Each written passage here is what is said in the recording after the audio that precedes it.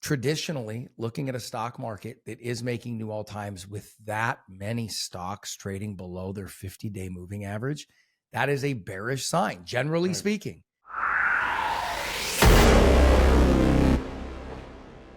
The opinions expressed in this program are for general informational purposes only and are not intended to provide specific advice or recommendations for any individual or on any specific security. It is only intended to provide education about the financial industry. To determine which investments may be appropriate for you, consult your financial advisor prior to investing. Any past performance discussed during this program is no guarantee of future results. Any indices referenced for comparison are unmanaged and cannot be invested into directly. Any references to performance of securities are thought to be materially accurate and actual performance may differ. As always, please remember investing involves risk and possible loss of principal capital. Please seek advice from a licensed professional. And we are back with another edition of the Daily Dots.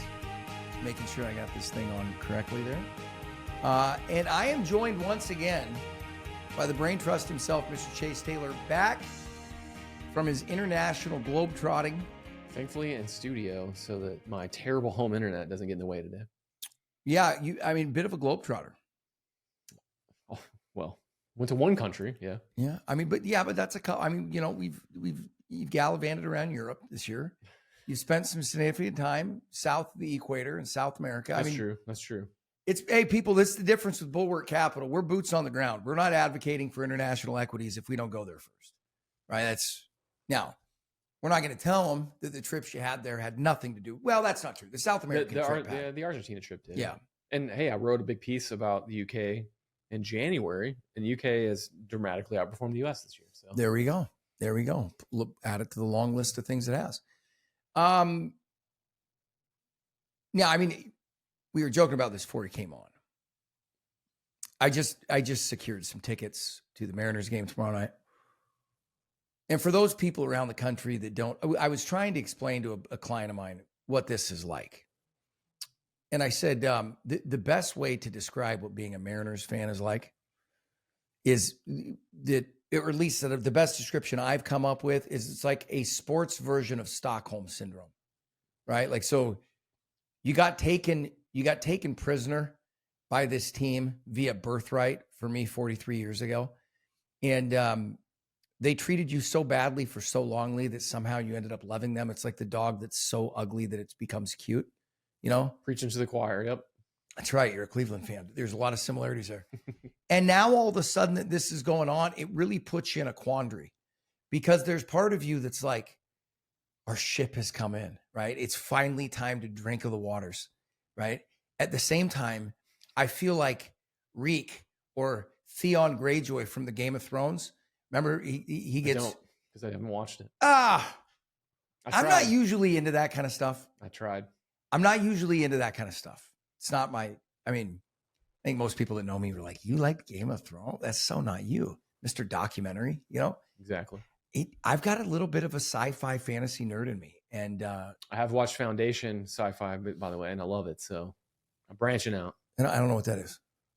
Well, you got to check it out. It's a famous novels from like the 50s, I think it is. Isaac Asimov. Oh, yeah. I know. Did they make a series out of it? They did. Apple TV has a 3-season series about it. Never mind. I know what you're talking about. Okay, it's excellent. Yeah, yep. Yes. Okay. No, but it is. This is a very, very bizarre thing. And so then you see him go on the road and go up 2-0. And then you're going, oh, that's so exciting. And you're like, yeah, but it'd be the ultimate rug pull. It'd be the ultimate rug pull. As a matter of fact, the ultimate Seattle Mariner rug pull would be for them to go up 3-0 and be only the second team in history to give up a 3-0 lead. That would be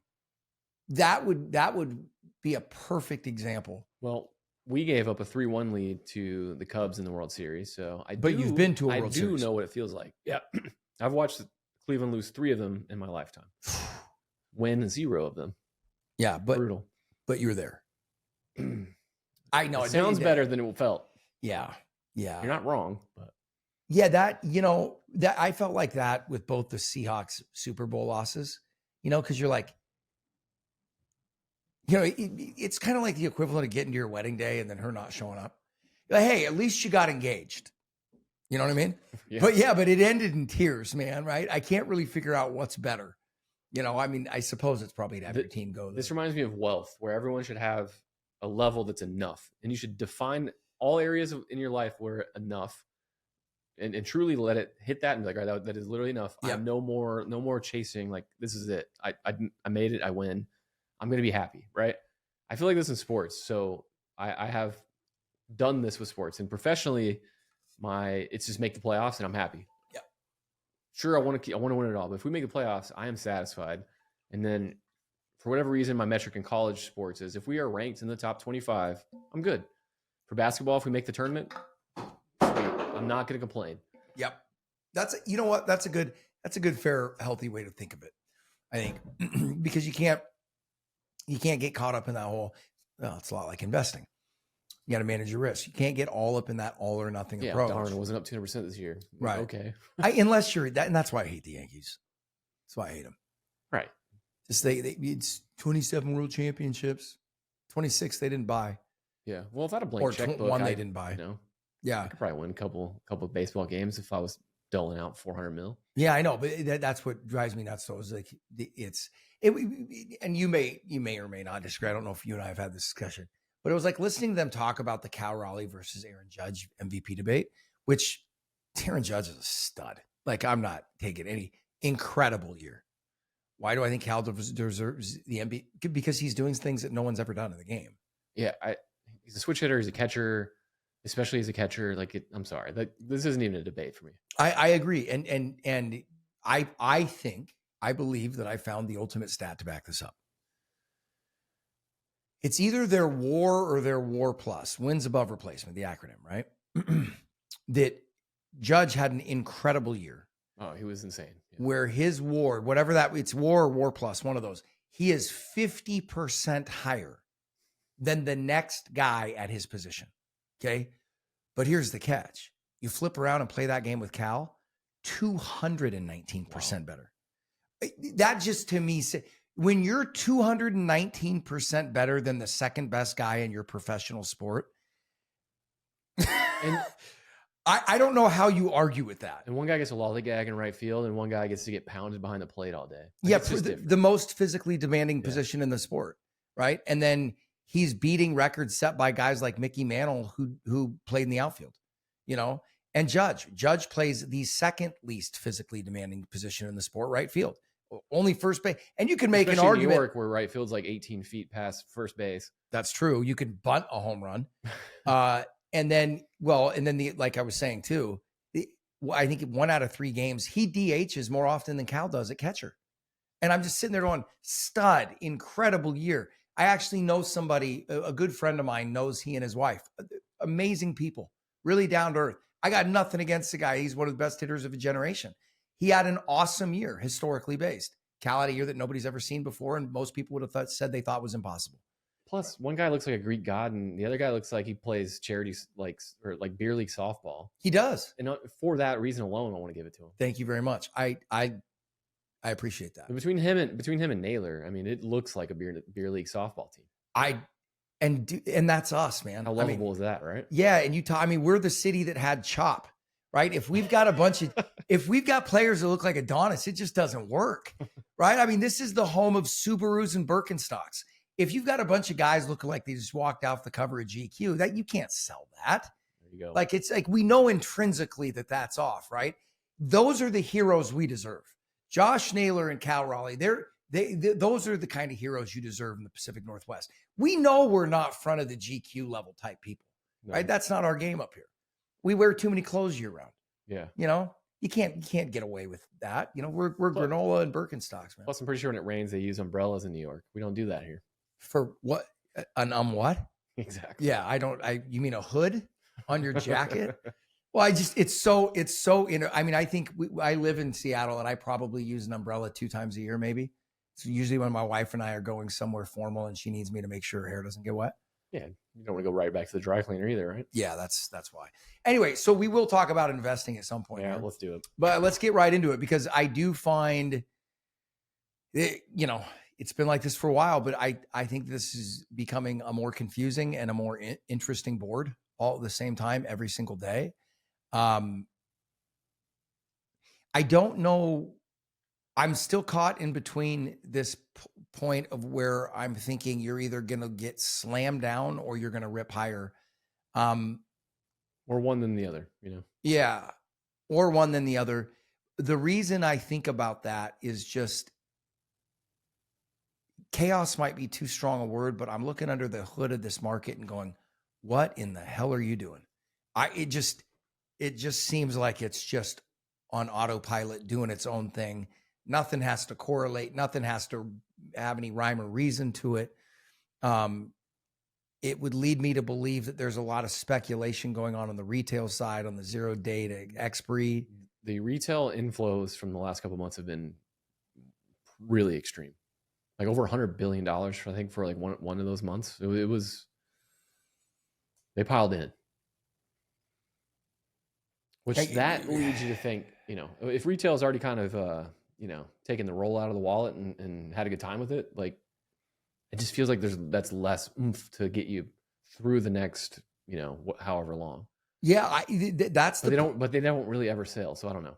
And so let's go on to the bearish side. I will admit that's one of the things that's driving I'm just looking at this market going, I don't know what in the world can propel, like, other than just straight, like, blow off top type fervor. This feels like a market that is just out of gas, that the speculation or at least should be. Yeah. On a fundamental basis. Okay. Then you flip around, and we were talking about this on our investment call today, which is, as much as it feels that way, you have to also step back and go, okay, what have the drivers of this thing been? Profligate spending, deficits, debt, none of that's changed. That stuff's still in play, which you have to, I would think that it's impossible to come to a conclusion that those factors are not still market constructive and point to higher. At the same time, the action I am seeing in the market does not support that. Like, the action I'm seeing in the market is usually the type of action you see before you're about ready to get smacked down. In a lot of ways, yeah. And not even necessarily like on the indices, because we're up 13% or whatever this year. It's like, yeah. Meh. It's what's driving it. But then you see some of the AI adjacent stuff that actually, if you look really hard on the hood, it's like, this one's not really doing anything. And you're like, cool, it's up 400% this year. Like, it's that kind of stuff. And then obviously, well, and then meme coins and stuff that were going nuts were.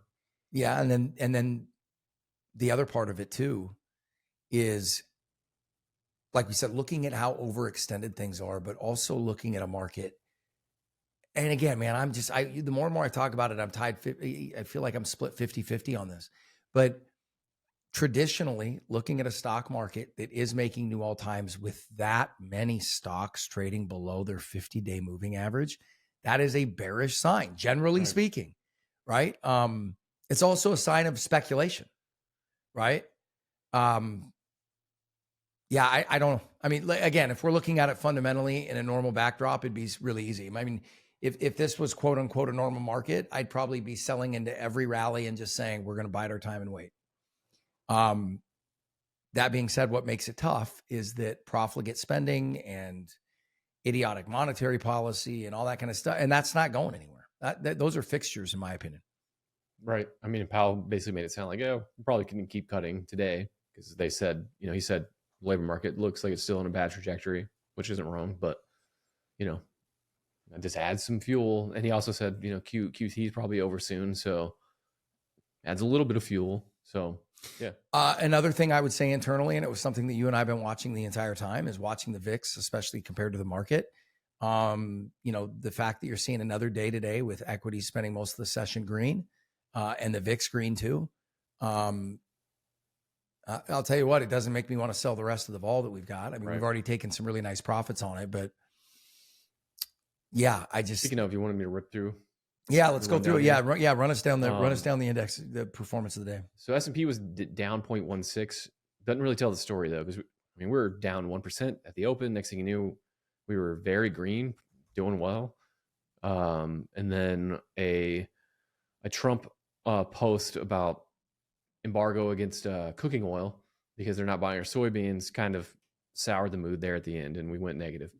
Q's down 0.67 and more after hours. Point what?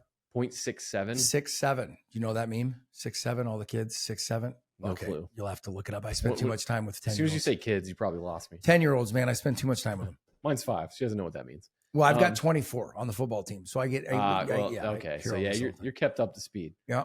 Mag 7 down 1.2. So the weakest of the bunch today. And speaking of small caps, new all-time high, up 1.4%.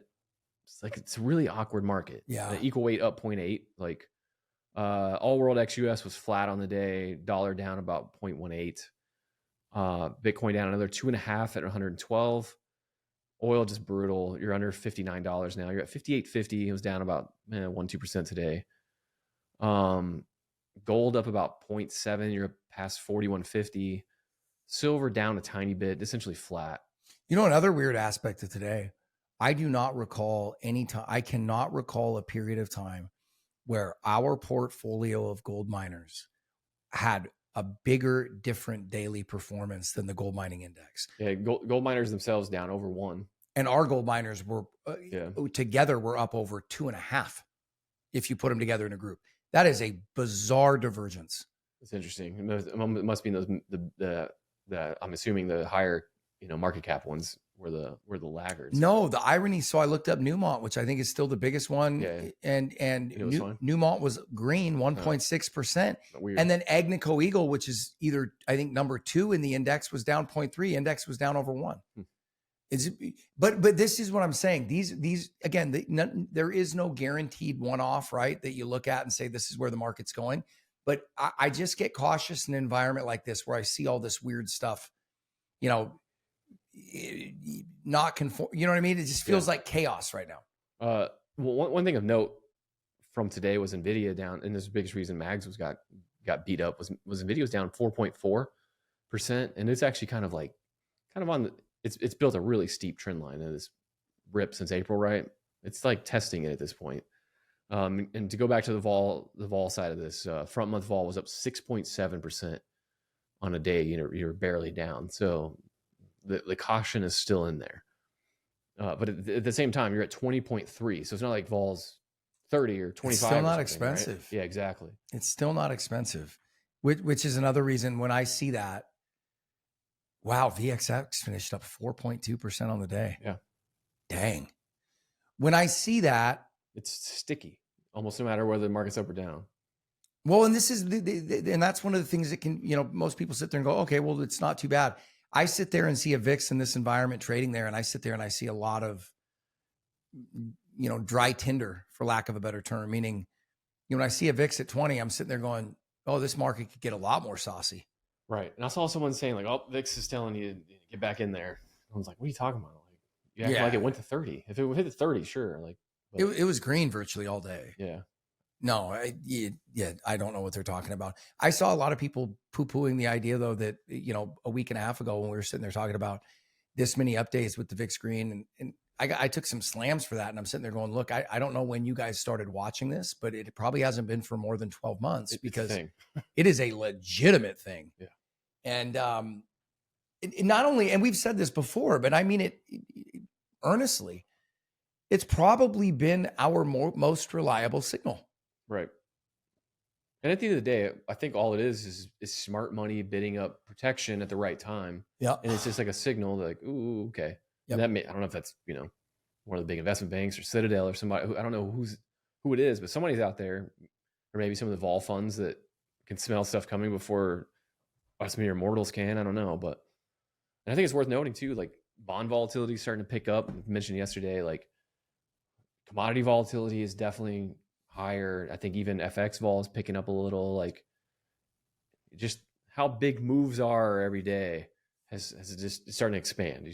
It's just things feel just a little less nailed down. Yeah, and one of the things that, again, on the negative side, one of the things that I do think is concerning is that when you look at the backdrop of the global financial system and the global economy in general, there is a ton of uncertainty. There are a ton of potholes. There are a ton of potential risks that are really hard to gauge. And when you look at the stock market, it would make the argument that that's not at all the case. Whenever I see a big divergence between those two things, it makes you nervous. Right. It makes you nervous because typically speaking, asset prices catch down to that other stuff, usually. Now, again, in this environment, for reasons that we've listed a million times, I think all bets are off, which makes it that much more difficult. I will say this though. I do not think this is a period of time where you should go up and significantly increase your allocation of precious metals. That being said, going along with the conversation we had earlier today, anytime you're investing in these commodity spaces, you have to be aware of the inherent volatility involved. You're going to get violent pullbacks. You're going to get shakeouts. It's part of the game. The opinions expressed in this program are for general informational purposes only and are not intended to provide specific advice or recommendations for any individual or on any specific security. Any references to performance of securities are thought to be materially accurate and actual performance may differ. That being said, I am at least open to the idea first of all, gold has been very impressive, how it's performed. But I am open to the idea that you may not see a big shakeout in miners before you get a significant leg higher. And you use some terminology that I agree with, that this does not appear to me to be a rise in the price of gold. This looks to me like a complete re-rating of the price of gold that is in process, that's underway. Its role has changed. Yes. And I think it should have changed for a variety of different reasons. And I think there were mechanical reasons that made it have changed. We talked about the role of the dollar in international finance, right? When I pull back and I look at the chart of these miners, it makes me nervous for the same reason it makes you nervous. Then you sit there and you start looking at the underlying valuation, even at a $3,000 price on gold. And again, if you're doing the fundamental analysis, you come to the realization, yeah, these things have run a lot, but they were coming out of a nuclear winter. I will not be surprised if it takes a lot longer and a much higher price in miners before you see a significant, because then you start playing the comparable game to other financial and risk assets out there. How many things can you go out there and buy right now where if you pay their market cap or their asking price, your return on investment, your ROI as a shareholder right out of the gates between 30 to 40%. There's just not a lot of stuff you can go buy. Barely anything you can find in this market that's like that, right? And you're looking at gold miners that are throwing 25, 30% at you in net shareholder returns or return on investment. And they're deriving those numbers off of $2,700 to $3,000 gold. So my point in saying that is you got to be cautious. I'm a firm believer in having a core position and trading around it, like we've talked about. But I do think you have to be cautious about being as historically pessimistic or as historically certain about the way that these gold trades play out, because on a cash flow fundamental basis, they're still so bloody. And I know people are probably tired of hearing me say that, but they are still so, kind of reminds me of we were loaded up on, we were loaded up on energy stocks in 2020 or 2020 and 2021. And we had such big exposure. I kept being freaked out about just a freak out collapse in them, right? Because they performed so poorly for so long. And looking back on it, that was the biggest mistake I made over that period of time, which was, dude, trust the value. Yeah, they could oscillate a little bit in price, but you're so undervalued on these things. It's the last thing you should be worried about. I cannot help but to be having that feeling with gold miners right now. Yeah, no doubt about it. But like you said, when I see a chart, I'm not immune to it. You see a chart that goes straight up, it's nervous. The miners are having the best year they've ever had. They're up over 130%. They're 55% above the 200-week moving average. It's weird to say all that. Like obviously all that warrants some caution and some smaller positioning to buy a pullback. But for most of economic history, everything we all knew was we had a gold standard that anchored gold prices in a way that it just isn't a thing anymore. And everyone is spending like drunken sailors because they have to, for geopolitical reasons, for demographic reasons. And now gold isn't anchored by a gold standard. So it can do something nutty here price wise, right? It's just the truth. I heard a fascinating stat today. And it not surprising, but it's just weird to see it. due to CapEx spending, Meta no longer has net cash on their balance sheet. That's wild. They're the ones that feel like they're, their balance sheet can erode dramatically. And just like a 2-year trailing basis could really, really erode.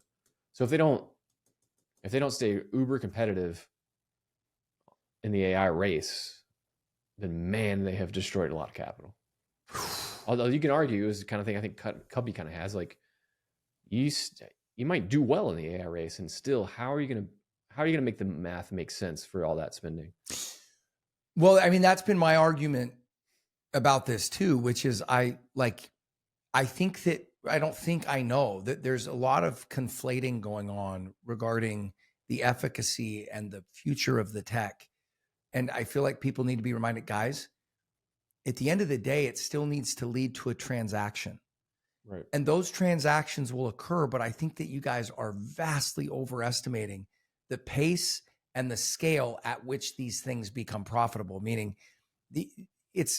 I'm not doubting where you say it's going, but when you look at the size of bet you're laying down, it better do that just for you to get a return. And you're not building a railroad that's going to last 100 years, or even a car factory that's going to last for 30 before 20 before major retooling. You're building things that have to get replaced at kind of at best every 10 years. So it's a rolling cost unless the efficiencies explode, which they probably will. The other thing I think, you're spending $100 to buy like $5 in revenue. Yeah, the other thing I think is that, and it depreciates wicked fast. Yeah, AI is not going to be, for instance, I love turnstile businesses, right? Yeah. And we talked about this. When you look at Amazon, right? That's what it is. It's a giant turnstile, meaning the whole business's idea is we're going to build a turnstile that has a fairly expensive upfront cost. But once we realize that cost, and I mean, they're online. Now, obviously there are maintenance costs, but once we build that upfront cost, we've got this big ecosystem now, and now it's just a turnstile. It's paying us even when we sleep, right? AI is not going to be that. And the reason I say that is there's too much competitive challenge, right? Meaning, I think it's going to be like sort of the early days of computers, where you're going to come out with what is looked at as the gold standard of computing for 6 months, and then another jump model is going to come out and leapfrog it. And I just think it is going to be way harder to put a fence around this stuff than people think. Yeah, I mean, even if you look at it right now, no one's charging a lot to use their stuff, and they can't right now. This part of that's just the stage we're in. Yeah. But as it gets more productive, assuming it keeps getting more productive, the more you can charge subscription based for access and everything. It's just who's left standing, who has money left in the super competitive landscape to get to that. You can imagine the pot of gold at the end of the rainbow, where somebody dominates that market and gets to kind of start making the money off of it. But man, you better get to that pot of gold, because if you fall short, it's just brutal. And the market's treating it like they're all going to get to the pot of gold. And that's not going to happen. They're all going to get there pretty soon. Yeah. And and that's we've talked about. They're treating it like it's the internet, and it's just not. It's not going to be beneficial for all these companies. I think it's going to be beneficial for fewer than it's harmful. Yeah, when you look at the hyperscalers and stuff, like every company is going to benefit from AI in the end. Like obviously, it's a diffusion. It diffuses throughout the whole economy, the same way like spreadsheets did or whatever, right? But it also comes at the direct cost of jobs. So I mean, whatever benefit you're getting, and that's unlike the internet. It's unlike any technological advancement we've ever seen before, right? Even the automobile. You go back, did it cost some jobs on the? No, it didn't. There were a couple. There were a couple that went away that's locally. The horse and buggy driver. Well, agreed. But look at what the pooper scooper. Yeah, but look at what it opened up, Sure. right? So that's the way it tends to work technologically. Yeah, I think that this one is going to be different. I think it will be for a period. And then at the end of the day, we'll find something else to do. Like podcasting was not a job 10 years ago, right? Agreed. Yep. But now people just do that for a living, or drive, Uber and Lyft and all that. Like there's so many jobs that people are doing today that just wasn't a thing 20 years ago. Yeah. And the same thing will happen again in 20 years. We'll be like, that's a job, but Yeah, no, that will change. What I'm saying though is when you look at the immediate impact of it, right? Right. It may happen so fast that the shock takes 20 years to absorb. Well, yeah, like so the main purpose of the automobile was not to eliminate jobs. The main purpose of AI is basically to eliminate jobs. I mean, if think about it, that's effectively what it is. In some way. Yeah. But it still has a lot to prove to be that productive. Like, oh, it does. But yeah. I mean, if you're looking at a corporation, the promise of AI is a drastic reduction in headcount. I mean, that's the benefit. And so that was not the case with the automobile. That was not the case with the telephone or the cell phone or the you can make the internet. argument, maybe you just do that much more with the headcount you have. To an extent. Yeah. I mean, yeah, I'm not at all saying it's all gloom and doom. I'm just saying, I think it's much more of a mixed bag than the market is pricing in. And the thing I keep coming back to is like, they all can't win. No, and the market's like, you're a winner, you're a winner, you're a winner. Yes, you're a winner. They're treating it like internet. When you look at the internet, they all could win, and they all were going to in some way, shape, or form. You know, if they didn't go out of business, right? Just because you just opened up this new. The internet was beneficial for virtually every business except travel agencies, right? Like AI is not. Sears would push back. Yeah, Sears. Yeah, the old Sears catalog. I remember that. The Sears catalog used to be how I used to make my Christmas list. You know, because you'd have all the new toys in there. At least I don't think my mom ever bought anything from them, but that was like your playbook. Right. You had to study it. You know, your dog earing pages and just making sure. You got to make sure you got the big guy the right list. Yeah. You know, couldn't take any chances. But it's going to be much more of a mixed bag. Anyway, that's about all I got on the day. Do you have anything else? I'll just tie a bow on that by saying the most important moment for the markets in the 2020s is probably going to be the moment where someone starts getting punished for CapEx instead of rewarded. There's going to be some moment that creates that where the market has a collective, like, hold on a second moment where, and maybe it's meta, where like the CapEx math gets so extreme that the market has to question it. And at some point the market will punish CapEx for AI and start to at least demand something from it. And that's going to be such a just massive moment for markets. It's going to be a sea change. So it's crucial to watch for that. Yeah. It'll be interesting. Never a dull moment. Anyway, good to have you back, pal. And good to be back with you guys. We will be back again tomorrow, as always. And until then, you can find us on all the different social media sites. YouTube, just search Know Your Risk Podcast. Follow us on Twitter. I'm at KYR Radio. Chase is at Pinecone Macro. Not tough to find. Know Your Risk Radio, Bulwark Capital Management. You guys know the drill. Have a great evening. We'll see you tomorrow. You're listening to Know Your Risk Podcast. Download and subscribe at knowyourriskpodcast.com. Investment advice cannot be given without a client service agreement. Zach Abraham is an investment advisor representative of Trek Financial, an SEC-registered investment advisor. Bulwark Capital Management is a marketing name only and does not carry a separate registration.